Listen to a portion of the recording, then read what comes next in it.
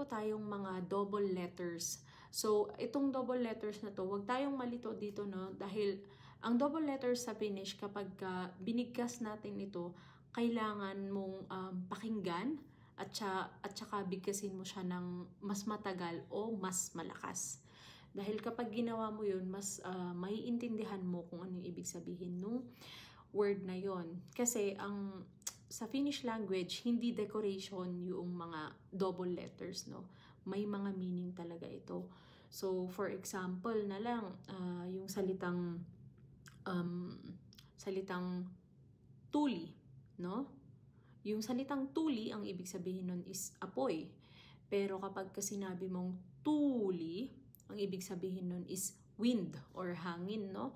So, it affects yung pagbigkas mo, kung gaano mo siya katagal bibigkasin at kung gaano mo siya kaikli bibigkasin.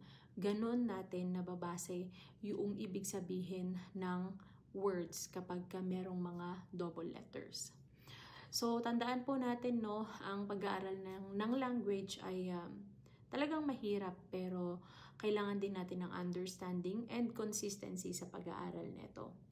So, i-share nyo naman sa akin, i-comment ninyo kung saang letter kayo nahihirapang magbigkas, and let's practice together. Thank you po!